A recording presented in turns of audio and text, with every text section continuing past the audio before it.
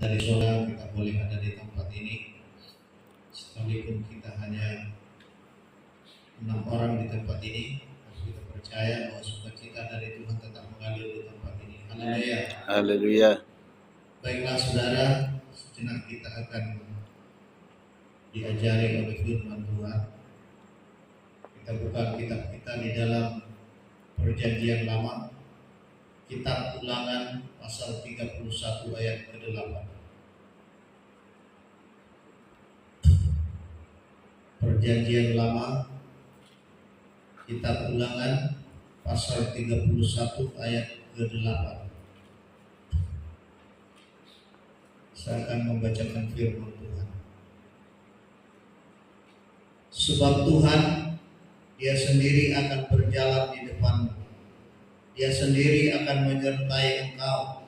Dia tidak akan membiarkan engkau dan tidak akan meninggalkan engkau. Janganlah takut dan janganlah patah hati. Puji Tuhan. Haleluya. Saudara, ini adalah firman Tuhan yang keluar dari mulut seorang Nabi Musa ketika di masa tuanya dia sudah berumur 120 tahun dan dia tidak dapat dengan full lagi untuk dipakai oleh Tuhan, dan Tuhan sudah merencanakan seorang pengganti Musa, yaitu Yosua yang masih muda usianya. Dan sebelum Yosua menjadi pengganti Musa, tentu sudah merupakan tanggung jawab dari Musa untuk mendidik seorang yang masih muda untuk menjadi pelayan Tuhan. Dan Yosua dipilih oleh Tuhan karena Tuhan sudah mengetahui siapa Yosua yang mempunyai integritas di dalam Tuhan, dan dia pernah menjadi pengintai ke daerah Kanaan, dan dia kembali pulang membawa berita yang membuat orang-orang Israel tidak putus asa. Tapi dia membawa suatu semangat yang luar biasa bahwa dia boleh berkata kepada bangsa Israel bahwa sekalipun bangsa enak itu bangsa yang besar, tinggi perawakannya, tapi dia percaya kita tidak perlu takut, katanya kepada bangsa Israel, karena kita punya Allah yang sangat besar. Nah saudaraku, tentu Musa memberitakan atau memberitahukan terlebih dahulu kepada Yosua untuk percaya saja kepada perlindungan daripada Tuhan. Dan di ayat ke-8 dia berkata, sebab Tuhan Dia sendiri akan berjalan di depanmu.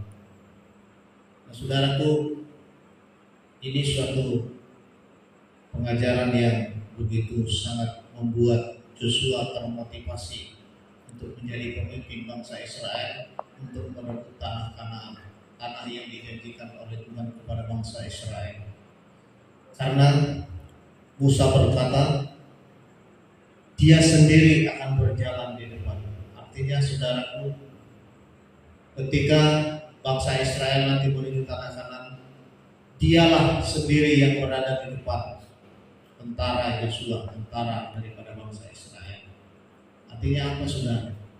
Dia sudah terlebih tahu jalan yang harus dilalui oleh bangsa Israel. Apa saja halangan rintangan di sana, dia sudah tahu saudara. Apa kira-kira yang membuat mereka mengalami kendala dalam peperangan itu? Tuhan sudah ada di depan mereka. Saudara, saya teringat ketika saya dulu di Pekanbaru, saudaraku, karena saya pernah bekerja drilling, yaitu pengeboran minyak di hutan, dan saya adalah orang yang memikul selang untuk pengeboran minyak itu bersama ada 10 orang kami satu tim, saudara. Dan sebelum kami berjalan melalui jalan-jalan itu, saudara, sudah ada di depan kami sebelumnya, kalau orang Batak bilang dulu di sana perintis di depan. Dia sudah buka jalan, saudara. Kalau dia ada air saudaraku, nah dia sudah buat titi di sana, ada pegangannya. Jadi orang-orang yang mau ngebor minyak itu saudaraku, dia sudah bisa berjalan. Kalau hanya tanah rata hanya dibersihkan. Jadi sudah ditunjukkan jalannya ke sini, arahnya. Nah, ketika ada duri-duri rotan di sana berkelayutan saudara, mereka akan tebak. Itulah pekerjaan tukang rintis. Nah, ini sangat populer saudara tahun 90-an. Nah, saudaraku yang terkasih di dalam Tuhan, saya teringat pekerjaan ini, begitulah Tuhan. Ketika kita menghadapi masalah, ketika kita melangkah dalam perjalanan kita di tengah-tengah dunia yang sangat sulit kita hadapi saat ini saudara, dia ada di depan kita saudara. Dia bukan ada di belakang kita saudara, tapi dialah perintis itu, perintis jalan bagi saya, bagi saudara. Dia sudah buka jalan, kita tinggal berjalan saja saudara.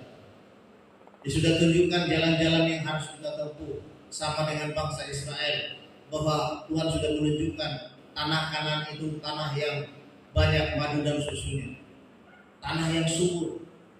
Nah, saudara yang terkasih di dalam Tuhan, kita tidak perlu takut, kita tidak perlu ragu dalam mengikut Tuhan. Mungkin seberapa pahit kehidupan kita saudara, perjalanan kita menuju hidup kita saudara. Memang hidup kita ini sudah hidup yang memang serba diperhadapkan terhadap kesulitan. Orang-orang percaya memang harus seperti itu saudara. Belum ada saya temukan di Alkitab yang setia kepada Tuhan, dia berjalan terus menerus tidak ada rintangan. Tapi saudaraku yang terkasih di dalam Tuhan, itulah Allah yang berjalan di depan kita. Apapun masalahmu, keluargamu, pekerjaanmu, anak-anakmu saat ini, engkau tentu punya masalah tersendiri yang saudara tahu begitu berat. Namun Bapak yang dikasih oleh Tuhan, percayalah, Dia sudah ada di depanmu, Dia yang berjalan. Atau mungkin kita sedang menghadapi suatu masalah yang besar, jangan takut. Kata Musa kepada Yosua, dia sudah berjalan di depan, dia akan menuntunmu dengan tangan kanannya. Saudaraku, inilah pegangan kita malam hari ini. Berjalanlah terus bersama dengan Tuhan. Yang kedua saudara, dia memegang kendali penuh atas seluruh hidup kita. Dia pegang di setir saudara. 24 jam dia tidak pernah tertidur terlelap. Dia melihat kita saudara. Di saat kita tidur namun Tuhan tidak tertidur, Bapak yang dikasih Tuhan.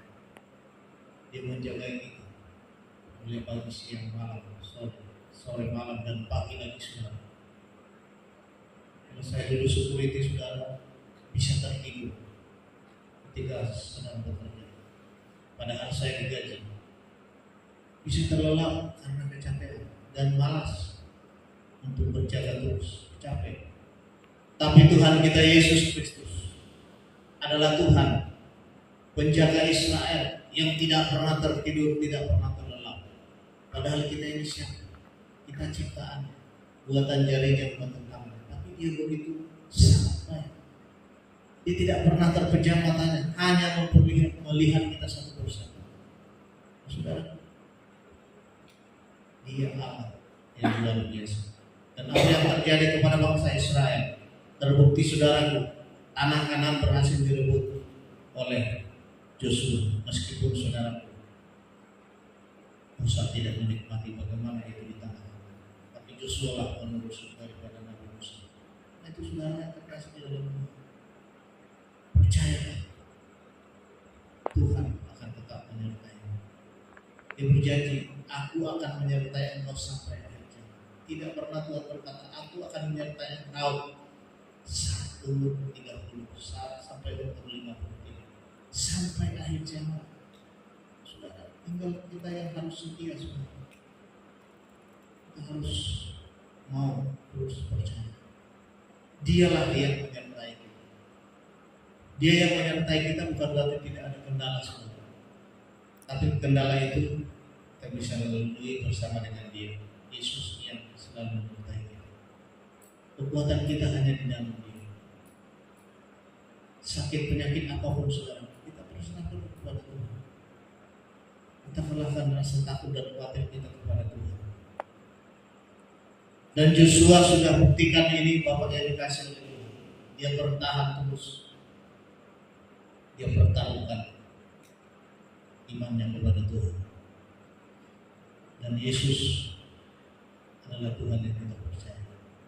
Kalau Bapak yang dikasih oleh Tuhan, kalau kita lihat pesta perak yang sudah kita lewati sudah. Sebelum pesta perak ini berlangsung, Bapak yang dikasih Tuhan, saya bergumul juga di dalam rumah saya saudara. Karena masalah dana kemarin saudara. Dan saya berpikir, ini sebenarnya kalau jemaat Tuhan dan hamba-hamba Tuhan sepakat sehati, tidak ada yang tidak suka kepada Tuhan. Dan kita lihat saudara bahwa meskipun mungkin seperti orang bilang tidak terlalu besar katanya, tapi saya percaya kebesaran Allah sudah dinyatakan lewat pesta perak kita. Puji Tuhan. Kecil kelihatannya, tapi saudara kita kasih dalam Tuhan. Bagi Tuhan ini sangat besar. Karena apa? Karena kita memuliakan Tuhan. Kita boleh kokoh berdiri di sini bukan karena kekuatan kita, bukan karena saleh kita saudara, tapi ada Roh Kudus yang terus menyertai. Saudara bayangkan, gereja-gereja banyak pecah, terbagi-bagi, hamba-hamba Tuhan cari lagi saudara menjadi gereja yang lain lagi saudara, bukan gereja tanpa berselisih, berantem. Saya bukan membanggakan gereja ini, tapi saya lihat itu pekerjaan Roh Kudus. Amin. Itu karena Allah yang bekerja. Tidak dipungkiri Bapak yang dikasih Tuhan, kita semua berbeda, tapi kita harus mempersatukan semua itu. Saya melihat di gereja lain yang sudah terpecah saudara, saya berpikir karena saya sering berbicara dengan pendeta yang sedang terpecah, sebagi-bagi sharing kepada dia. Sekarang dia dulu kawan saya dulu, sekalipun saya dulu, tapi dia selalu menelpon saya. Satu kata saudara kepada dia, yang penting jangan berantem fisik, tapi tetaplah berserah kepada Tuhan. Karena engkau benar, maka Tuhan akan membela engkau. Jangan takut. Saudara, kita lihat apa yang terjadi saudara. Kebenaran akan muncul seperti fajar. Dia tidak pernah terkalahkan oleh kejahatan. Hari ini sudah kita boleh seperti ini 25 tahun. Bukan karena saya hebat, bukan karena guru dan siswa dan ditanya hebat saudara. Saudara jemaat Tuhan, karena ada Roh yang menyala-nyala melayani Tuhan. Coba kalau tidak, pasti sudah percaya. Tapi biarlah Roh Kudus yang terus membuat hidup kita terus bersemangat.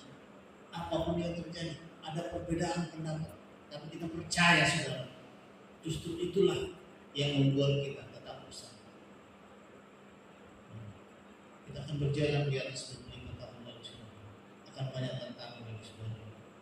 Anak-anak kita sudah makin besar, banyak tuntutan kita. Anak-anak Tuhan juga akan semakin berontak dari yang kecil menjadi besar. Akan banyak yang akan kita hadapi. Hamba-hamba Tuhan pun lama-lama saudara dimakan oleh usia. Saudara yang terkasih di dalam Tuhan, kekuatan hanya dari Yesus yang kita harapkan sehingga gereja ini tetap bertumbuh adalah karena ada Roh Kudus yang bekerja. Kalau tidak ada Roh Kudus yang pecah, pasti pecah. Tapi Roh Kudus itu yang mempersatukan kita dengan nama sejahtera Allah yang melalui segala hal. Puji Tuhan. Dan malam hari ini saudara yang terkasih di dalam Tuhan, sedikit firman Tuhan kita imani, jangan takut. Tetap Yesus sudah berjalan di depan hidup kita. Apapun rencana keluarga, berjalan tapi bersama Yesus. Jangan lupakan Tuhan dalam perencanaan rumah tanggamu, mau kemana, mau pulang kampung mau membuat sesuatu atau mau beli tanah mau beli rumah tetap sertakan Tuhan. libatkan dia apa yang dikasih Tuhan. Ajak berkomunikasi. Apakah ini juga sesuai dengan rencana Tuhan? Kalau ini adalah sesuai dengan rencana, saya yakin tidak ada yang dapat menghalangi. Tetapi kalau memang ini bukan rencana yang terbaik bagi keluarga kami, biarlah ini tidak jadi. Saya sering sekali seperti itu, Tuhan. Kalau saya menemukan kesulitan seperti itu untuk memutuskan satu hal, muludang di toko Tuhan banyak cara asal belum jadi. Alai belum di toko Tuhan tidak ada satupun yang menghalangi. Saya sering kali berdoa seperti itu. Kalau saya sudah tahu apa keputusan saya, bagaimana? Daud pun seperti itu. Dia selalu bertanya kepada Tuhan. Daudlah nabi satu-satunya dalam Alkitab yang paling banyak bertanya kepada Tuhan. Kita lihat Daud sampai akhir hidupnya meski dia pernah berdosa, tapi sama menjadi raja yang dipakai kepada luar biasa. Sehingga dari keturunan yang lahir Yesus. Malam hari ini Bapak dikasih Tuhan, kita akan firman Tuhan, biarlah hidup kita mau terus kepada Tuhan, berjalan bersama Tuhan karena Dia ada di dalam kita. Puji Tuhan. Haleluya.